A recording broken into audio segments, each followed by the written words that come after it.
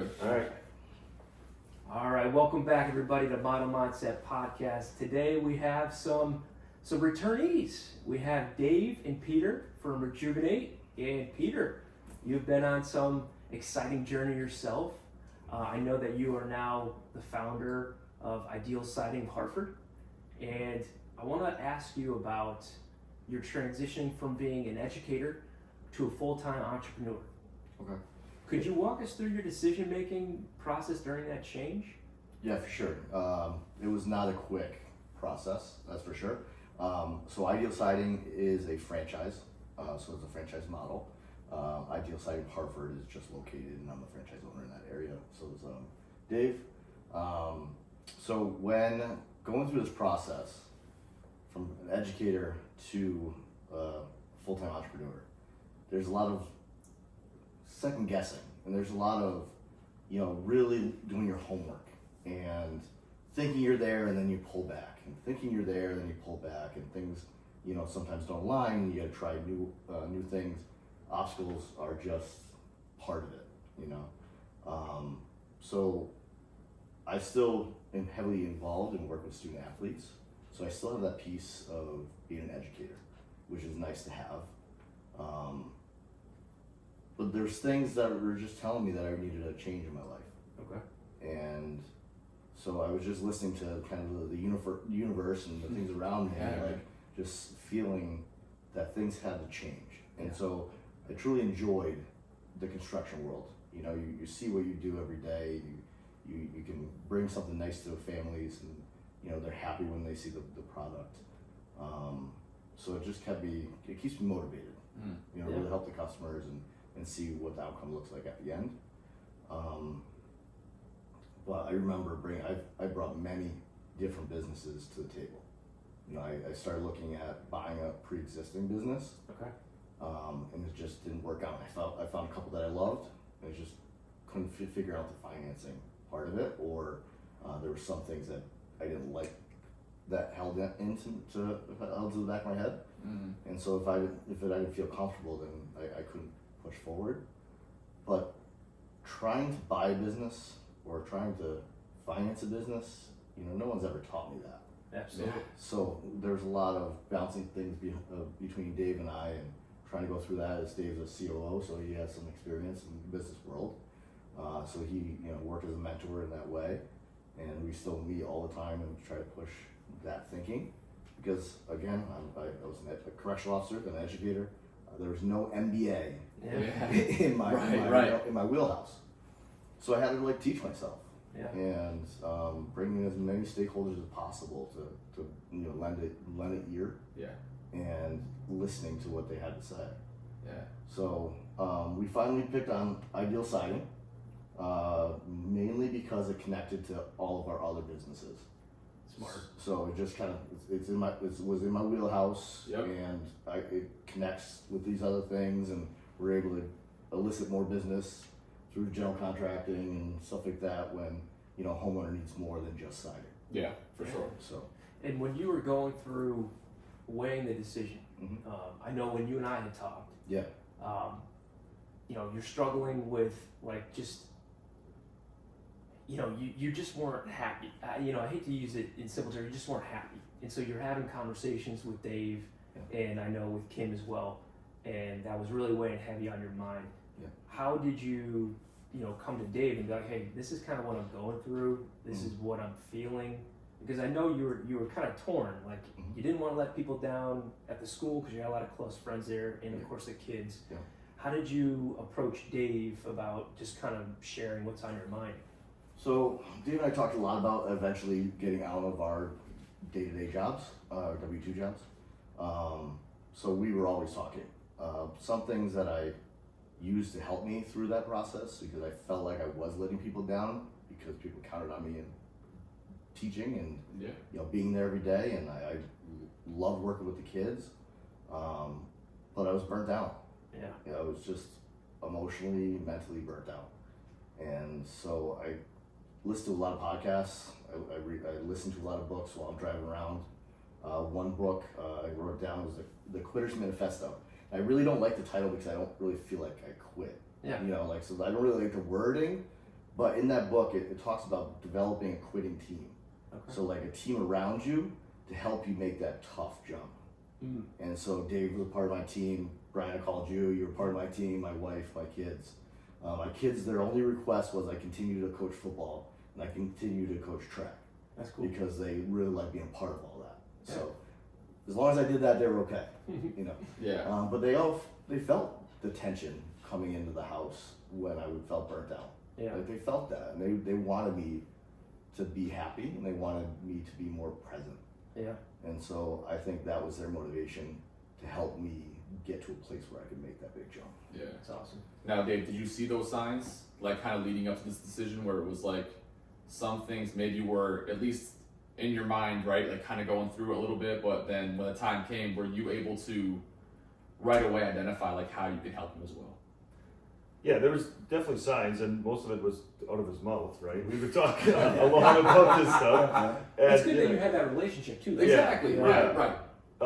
you know, and it was all about, we were building our Rejuvenate business, right? And, you know, thoughts started creeping in our heads of like, okay, could we do this full time? And the timing wasn't right for us to do that, but, you know, when Pete started, you know, he's like, I gotta make a change, right? And, you know, like he said, we looked at a lot of businesses.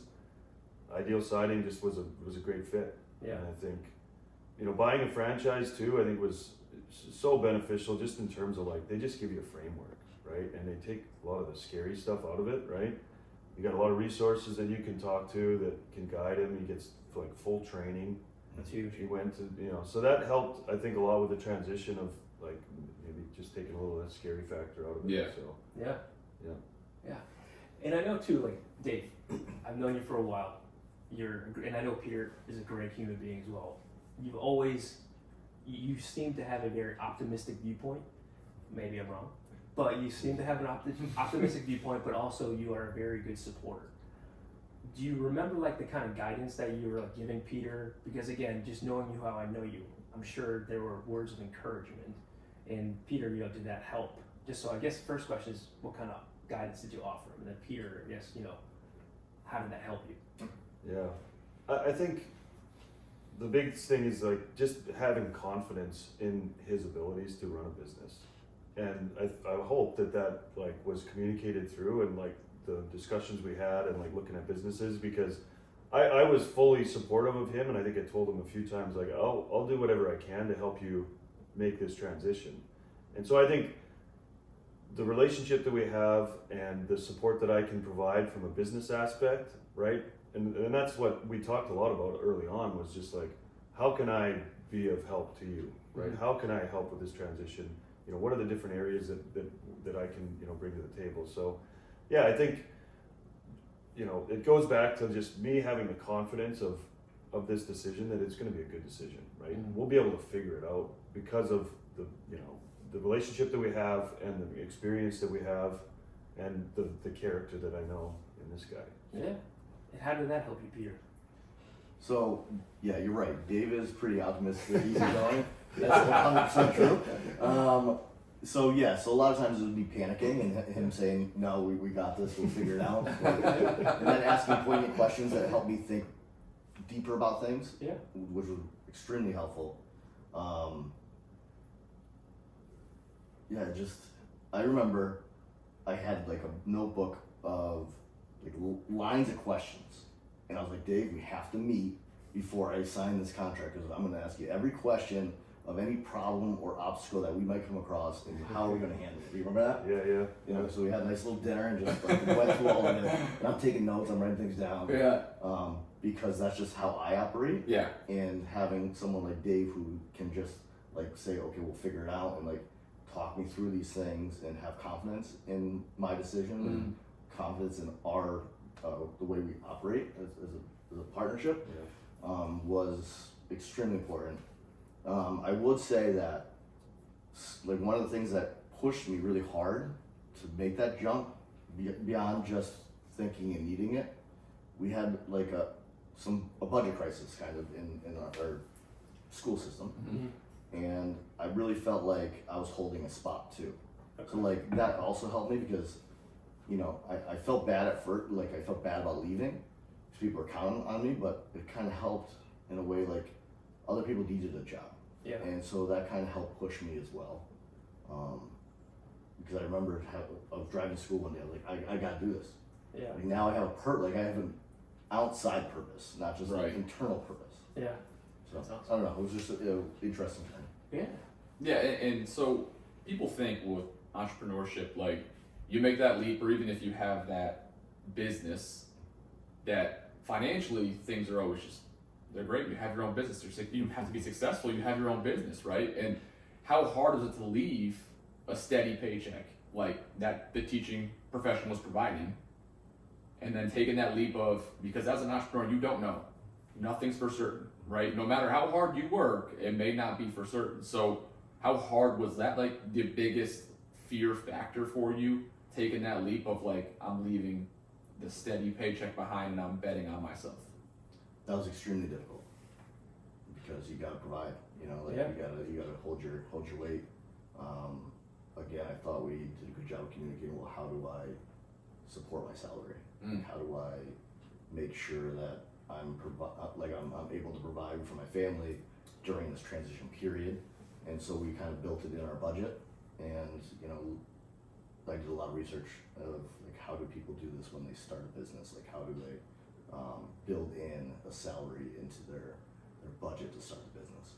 And so, like Dave said, a franchise is a safer bet in my mind because people are already doing it, and I think it helped me rev up.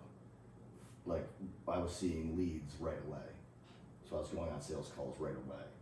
Whereas if you're starting by yourself without some sort of structure or support, you got a lot longer before word of mouth comes out. Yeah. So that was a nice little safety blanket for me. And Dave, when Peter made the decision to fully embrace entrepreneurship, did part of you want to do the same? Because again, I know you're a CEO, a COO. I know you've been with that company for a very long time. Obviously, you're doing very well with that. Did part of you want to do the same, or again, is it like, hey, I'm doing very well here, I want to do that, but again, just not right now? Yeah, that's the key. It's not right now. Yeah. Like I'm an entrepreneur at heart, and I know that I will find ways to do different things, and the timing is just not right for me with my job. Our company actually just got bought out.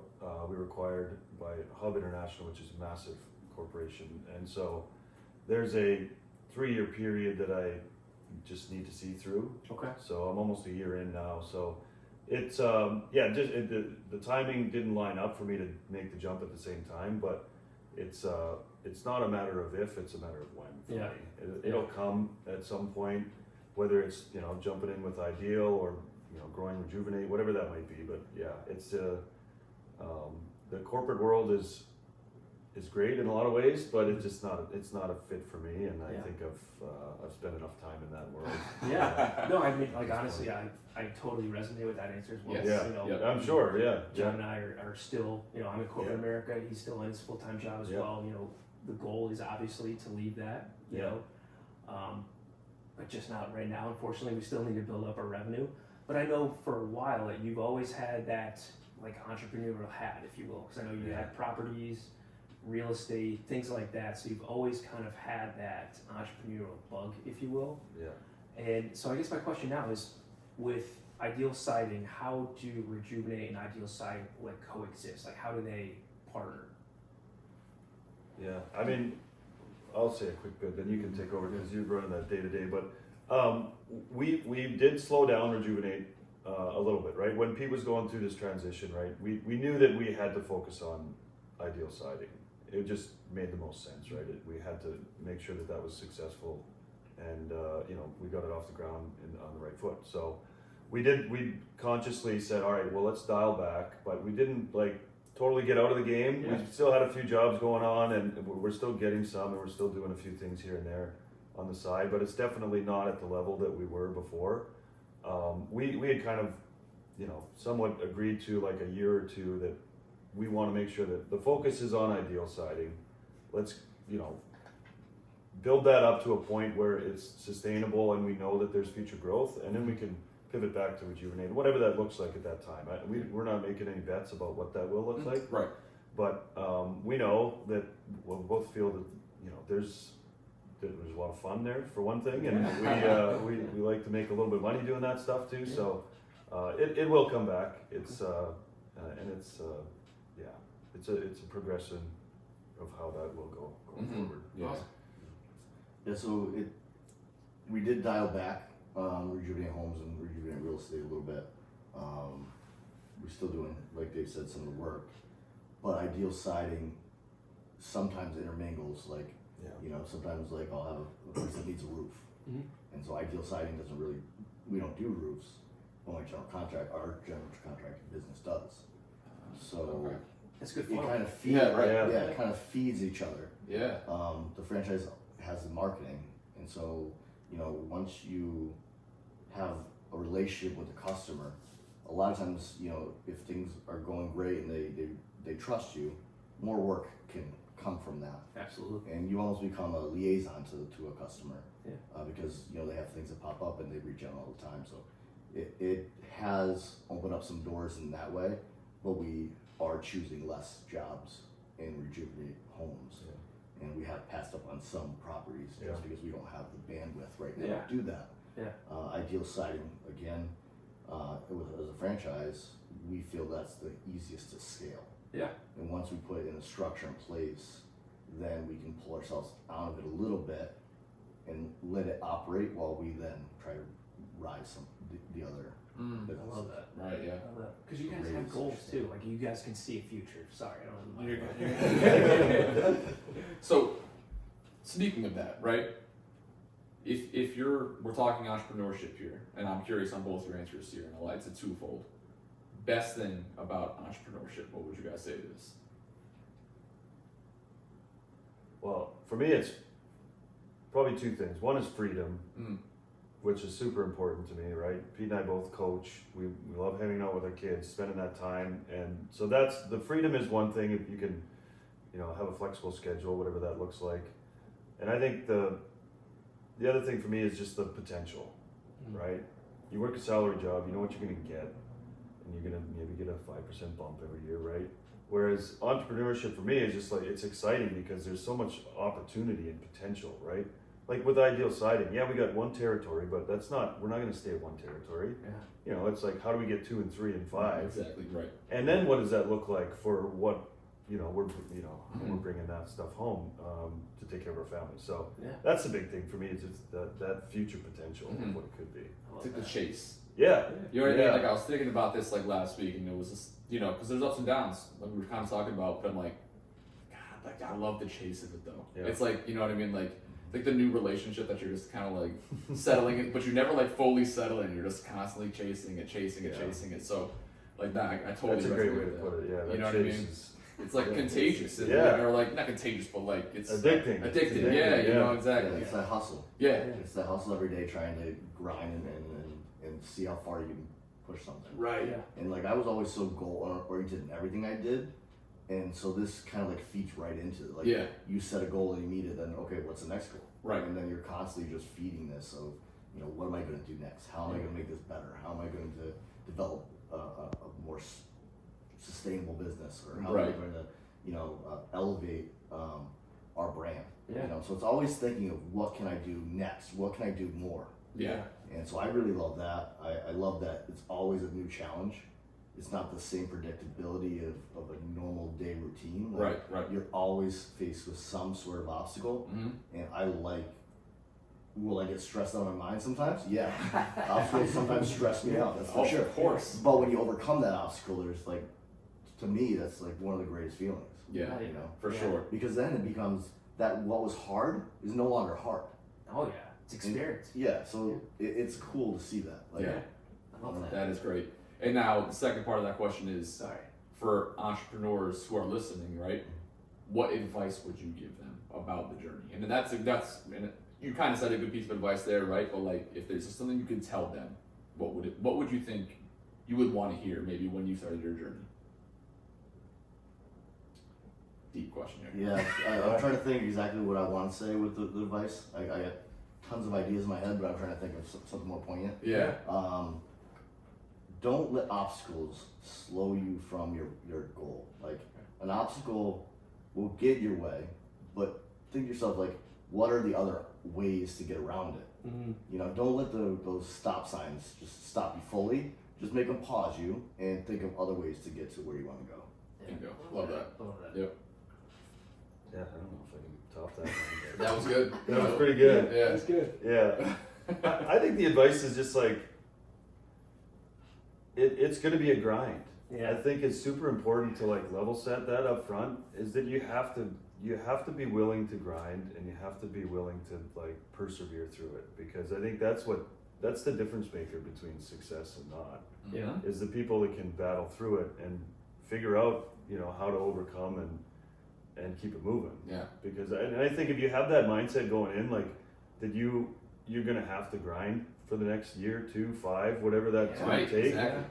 If you just know that going in, then then it's just okay. It's another day at the office, right? Yeah. But Yeah. I think that's where people get stopped in their tracks. Is like, holy shit, this is hard, Mm-hmm. and Yeah. I don't want to do this anymore because Yeah. it's hard, and they didn't really expect that, right? Yeah. So, yeah, You know, it's I mean, both of what you guys said is so true. And I think, especially with what you see on Instagram and on social media, it's not true, because we see a lot of people's middle chapter that we don't see the Yeah. beginning.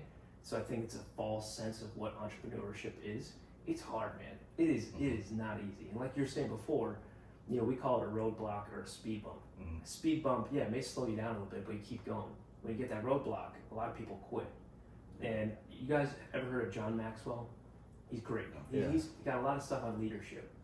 And one question that he was asked is like, well, kind of the same thing. Like, what advice would you give to an entrepreneur? And he goes, you know what?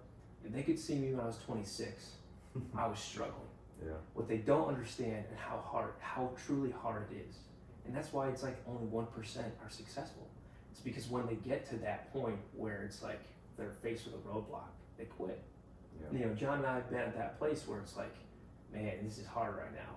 But we always say to ourselves, okay, we're not quitting. We always say it, like, we just say it because we know we're in it. Like, there's no turning back. And you guys are the same thing. It's like, but you always look for the future. No matter what kind of obstacle may come your way, you're always thinking about, okay, how can we learn from this? But you're always thinking about the future, which is awesome. And you guys have a great support system between both of you, which is like us too, which I think Yeah. that's why we get along so well, is because the support that you have for each other resonates because we have the same thing. Yeah. And it's cool that you guys have each other to be able to talk to share whatever's on your mind. And same thing with Dave, with you, with Peter. Yeah. And what would you say, and again, you kind of talked about this at the very beginning, but what role has mindset played in keeping you moving forward during some of the uncertain times? And Peter, I want to start with you first, but then, Dave, I know you're optimistic, but I want to hear from you after. I mean, mindset's everything. Yeah. It really is, and it's so easy to have a negative mindset. It's much more work to maintain a positive mindset. And so I know when I feel like I'm starting to go down a hole, I have to find, like I usually find, I'll go jump on your podcast, or I'll jump on other positive mindset podcasts, or I'll listen to more positive music, because I got to then re-trigger myself Mm-hmm. and say, hey, you're going down a rabbit hole, you're getting negative, time to change it. Mhm. And Yeah. so I force myself to listen to things, to maybe change who I'm talking to sometimes. Yeah. It's just, you got to maintain it. It's not like, you don't just become a positive mindset person. Like, it's a constant, It takes work. Yeah. constant Maintenance. project. Yeah. 100% maintenance. What about you there, optimistic wonder? Yeah, my mindset is always like, we'll just figure it out. Yeah. And, sometimes it's not a good thing, but that's just the way that I'm built, right? But no, I think that, again, it just goes back to like, what are the expectations for yourself and what you're trying to accomplish, right?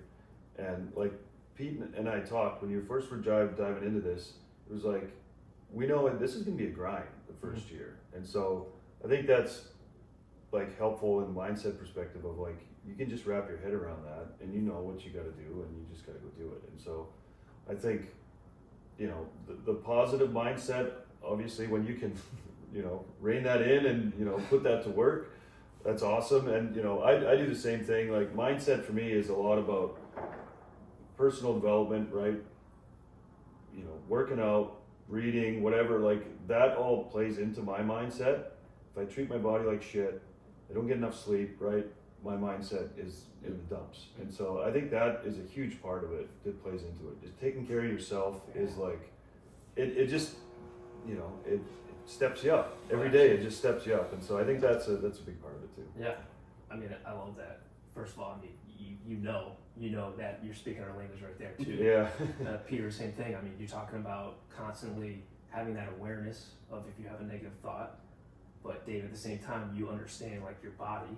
You know, you have to understand that moving your body, treating it like the Porsche that it is, you know, it's important, you know, because again, What's the car you always say? Yaris?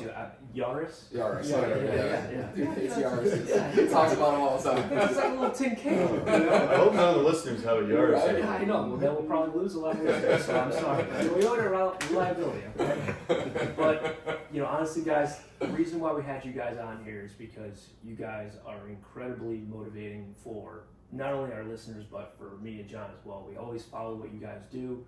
You guys are fantastic entrepreneurs, but also you guys are fantastic dads and husbands. And we know that means a lot to you guys, but we're always going to support you guys. You guys are amazing human beings, and we want to thank you so much for coming on our podcast. And it's a delight to see how you guys evolve, not only in your business, but also as human beings. So thank you so much for coming on. Thanks for having us Appreciate on. it. Yeah. Appreciate it. Thanks again. No, that was fucking fire, guys. Damn. Wow. Man, Man, that was great, dude. thanks, man. Yeah, absolutely. It's awesome. Oh man. How long has it been since you are you running again? Or are you